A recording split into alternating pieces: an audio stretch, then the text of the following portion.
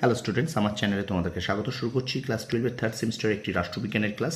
তো তোমাদের সামনে প্রথম যে অধ্যায়টা আছে দ্বিতীয় বিশ্বযুদ্ধোত্তর পর্বে আন্তর্জাতিক সম্পর্ক, এখান থেকে কিন্তু আমরা ডিটেলসে পড়ছিলাম, পুরো থ্রুলি আলোচনা করছিলাম এবং শর্ট প্রশ্নে আলোচনা করছিলাম। তো প্রথম থেকে শেষ পর্যন্ত ভিডিওটা দেখবে, একটু স্কিপ করবে না, ঠিক আছে? 40-40 পেতে হবে, এই মানসিকতা নিয়ে পড়বে। আর আমি কিন্তু তোমাদের এখান থেকে প্রত্যেকটা লাইন দাগিয়ে দিচ্ছি কোথা থেকে কোথায় প্রশ্ন আসবে এবং কী কী প্রশ্ন আসবে। সুতরাং অবশ্যই কিন্তু তোমাকে প্রথম থেকে শেষ পর্যন্ত ভিডিওটাকে দেখতে হবে। ওকে, তো চলো শুরু করি ক্লাসটি। দেখো, তো এই যে দ্বিতীয় বিশ্বযুদ্ধোত্তর পর্বে আন্তর্জাতিক সম্পর্ক, এখানে আমরা কিন্তু ঠান্ডা লড়াইয়ের দ্বিতীয় পর্যায় পর্যন্ত পড়েছিলাম। তো আজকে আমরা এখান থেকে ঠান্ডা লড়াইয়ের তৃতীয় পর্যায় শুরু করব। তো এটা একটু করে দেখে নিই।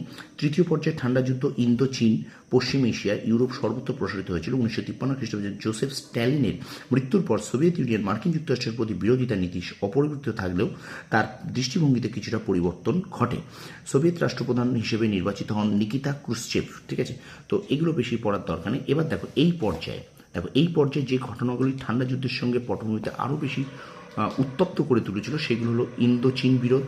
দেখো, ইন্দো চীন বিরোধ, হাঙ্গেরির বিদ্রোহ, সুয়েজ সংকট। এটা কিন্তু ভীষণ ভীষণ গুরুত্বপূর্ণ, যেগুলো পড়বে যে ইন্দো চীন বিরোধ ঠান্ডা লড়াইয়ের কোন পর্যায়ে হয়েছিল? তৃতীয় পর্যায়ে হয়েছিল। আচ্ছা, হাঙ্গেরির বিদ্রোহ ঠান্ডা লড়াইয়ের কোন পর্যায়ে হয়েছিল? তৃতীয় পর্যায়ে হয়েছিল। আচ্ছা, সুয়েজ সংকট ঠান্ডা লড়াইয়ের কোন পর্যায়ে হয়েছিল? তৃতীয় পর্যায়ে হয়েছিল। এবার দেখো, এখানে এই পর্বে সোভিয়েতের প্রভাব বৃদ্ধি প্রতিরোধ করতে মার্কিন যুক্তরাষ্ট্র, দেখো সোভিয়েত অর্থাৎ সোভিয়েত ইউনিয়নের প্রতিরোধ করতে, প্রভাবটাকে যাতে কমে আসে প্রতিরোধ করার জন্য আনজুস চুক্তি, আচ্ছা সিয়াটো চুক্তি, সেন্টোর মতো শক্তিশালী কয়েকটি আঞ্চলিক জোট গঠন করে। তাহলে এখান থেকে প্রশ্ন দেবে যে আনজুস চুক্তি বা সিয়াটো চুক্তি বা সেন্টোর মতো আঞ্চলিক জোট গঠন করে কোন দেশ?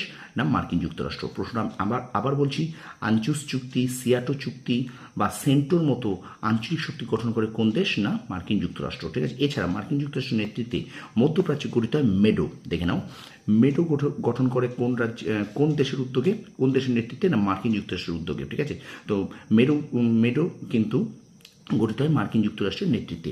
ওকে, দেখো 1959 খ্রিস্টাব্দে ক্যাম্প ডেভিড চুক্তির মধ্য দিয়ে মার্কিন যুক্তরাষ্ট্র সোভিয়েত ইউনিয়নের সম্পর্ক কিছুটা উন্নত হয়, ঠিক আছে? তো ক্যাম্প ডেভিড চুক্তি কত সালে হয়? 1959 সালে হয়। আচ্ছা, এবার ইন্দো চীন বিরোধটাকে একটুখানি দেখে নেবে। দেখো, 1954 খ্রিস্টাব্দে ইন্দোচীন ফরাসি ঔপনিবেশিক শাসনের অবসান ঘটে। মার্কিন সাহায্য সত্ত্বেও দিয়েন বিয়েন ফুর পতন ফরাসিদের সকল প্রচেষ্টাকে ব্যর্থ করে দেয়। এই সুযোগে মার্কিন যুক্তরাষ্ট্র ইন্দোচীন প্রভাবকে বিস্তার করে 1954 খ্রিস্টাব্দে জেনিভা সম্মেলনে মার্কিন ও চীনা প্রতিনিধিদের সংগ্রামে ইন্দোচীনের সমস্যা নিয়ে সিদ্ধান্ত গৃহীত হয়। তাহলে এখান থেকে মনে রাখবে যে এই যে ইন্দোচীন সমস্যা, এটা কত সালে হয়? এটা কিন্তু 1954 সালে হয়। বেশি ঠিক যেটুকু পড়াবো সেটুকুই তোমরা মনে রাখবে, ঠিক আছে? তাহলে ইন্দো চীন বিরোধ কত সালে হয়? 1954 সালে হয়। এবং ইন্দো চীন যে বিরোধ কোন পর্যায়ে? ঠান্ডা যুদ্ধের তৃতীয় পর্যায়ে হয়, এটা মনে রাখবে। আচ্ছা, এবারে দেখো, চলে যাই আমরা হাঙ্গেরির বিদ্রোহ। দেখো, 1956 খ্রিস্টাব্দে পূর্ব ইউরোপের হাঙ্গেরিকে কেন্দ্র করে মার্কিন যুক্তরাষ্ট্র সোভিয়েত ইউনিয়নের মধ্যে বিরোধ আরও ঘনীভূত হয়। হাঙ্গেরির কমিউনিস্ট পার্টির অভ্যন্তরীণ বিরোধের সুযোগ নিয়ে মার্কিন যুক্তরাষ্ট্রের ইমরে নেগির নেতৃত্বে সোভিয়েত বিরোধী অভ্যুত্থানকে সমর্থন করে। তাহলে হাঙ্গেরির বিরোধ কত সালে হয়? 1956 সালে হয়। এটাও মনে রাখবে যে হাঙ্গেরির বিরোধ কত সালে হয়? 1956 সালে হয়, ঠিক আছে? আচ্ছা, এই সোভিয়েত ইউনিয়নের এই কার্যকলাপ মার্কিন যুক্তরাষ্ট্র অত্যন্ত ক্ষুব্ধ হয়ে ওঠে এবং সোভিয়েত ইউনিয়নকে সামাজিক সাম্রাজ্যবাদী বলে চিহ্নিত করা হয়। তাহলে কোন দেশকে সামাজিক সাম্রাজ্যবাদী চিহ্নিত করে? মার্কিন যুক্তরাষ্ট্র সোভিয়েত ইউনিয়নকে। আচ্ছা, এবার দেখো সুয়েজ সংকট। দেখো, 1956 খ্রিস্টাব্দে সুয়েজ খাল সংকটকে কেন্দ্র করে পরস্পর বিরোধী দুই শক্তিবর্গের মধ্যেকার সম্পর্ক আরও তিক্ত হয়ে ওঠে। তাহলে সুয়েজ সংকট কত সালে? 1956 সালে। তাহলে আমরা এখান থেকে কী কী বললাম? ইন্দোচীন বিরোধ 1954 সালে, আচ্ছা হাঙ্গেরির সঙ্গে বিদ্রোহ 1956 সালে, সুয়েজ সংকট 1956 সালে। এটা কিন্তু মনে রাখবে, ঠিক আছে? আচ্ছা, সুয়েজ সংকটের সময় মিশরের রাষ্ট্রপতি কে ছিলেন? না, মিশরের রাষ্ট্রপতি ছিলেন গামাল আবদেল নসের।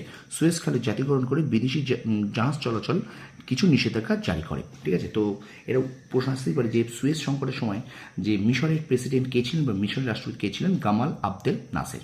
ওকে, আচ্ছা, এবার আমরা চলে যাই মার্কিন যুক্তরাষ্ট্র কর্তৃক কিছু আঞ্চলিক জোট। আমরা যে এখানটায় পড়লাম যে এই জোটগুলো, যে আনজুস চুক্তি, সিয়াটো চুক্তি, সেন্টো চুক্তি, মেডো, এইগুলো সম্পর্কে একটু আমরা পড়বো। দেখো, আনজুস চুক্তি দেখে নাও। অস্ট্রেলিয়া নিউজিল্যান্ড মার্কিন যুক্তরাষ্ট্র নিরাপত্তা চুক্তি বা আনজুস চুক্তি, অর্থাৎ অস্ট্রেলিয়া নিউজিল্যান্ড ইউনাইটেড নিয়ে যৌথ নিরাপত্তা চুক্তি, যা 1951 খ্রিস্টাব্দের 1 সেপ্টেম্বর স্বাক্ষরিত হয়। এটা কিন্তু মনে রাখবে, ঠিক আছে। তাহলে আনজুস চুক্তি কত সালে হয় না, আনজুস চুক্তি হয় কিন্তু 1951 সালে, 1951 সালের 1 সেপ্টেম্বর,